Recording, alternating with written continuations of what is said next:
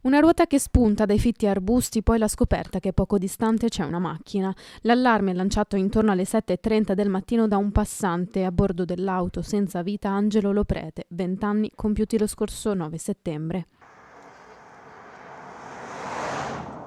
Una fuoriuscita autonoma, quella del giovane lungo via Piave Nuovo, strada regionale tristemente nota per gli incidenti che si sono verificati negli anni, spesso a causa dell'alta velocità. Solo di un anno fa la morte di 2 ragazzi, anche loro poco più che ventenni, più o meno nello stesso punto, prima di 2 leggere curve in corrispondenza dell'incrocio con via Canalcalmo.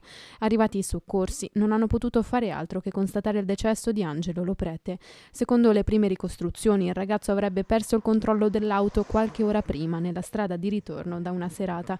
Ancora presto per capire se il giovane sia morto sul colpo o dopo qualche ora. Sono infatti in corso le indagini della polizia locale, giunta sul posto con i vigili del fuoco che hanno provveduto ad estrarre il ventenne dall'auto.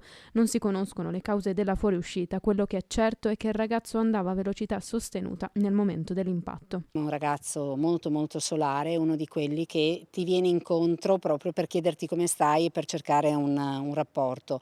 Una persona che non si arrabbiava mai, aveva iniziato a lavorare dopo gli studi. Sono episodi che lasciano naturalmente sbigottiti non solo i familiari ma anche tutta la comunità e tutta la cittadinanza. Angelo è la terza giovane vittima sulle strade del Veneziano in una settimana. È una lista che non termina più ed è molto molto preoccupante, sono tutte vite troppo giovani. Sicuramente dovremmo lavorare sulla sicurezza. A lanciare il grido d'allarme anche Romina Ceccato, presidente dell'associazione Alba Luci sulla Buona Strada. Nessuno rispetta, corrono, ma se io sorpasso e non ho la visuale dall'altra parte non ha la visuale dell'altra carreggiata, non si vede niente, rischiamo di fare il botto, un frontale. Con il prefetto di Venezia, Pelos, ci siamo già incontrati 2 volte, il quale appunto ha ascoltato tutte le categorie e ha detto a fine ottobre appunto ci incontreremo. Io vorrei arrivare a vittime zero, credetemi con tutto il cuore, però non voglio essere bugiarda, però proviamo a salvarne una oggi, una domani, magari forse arriviamo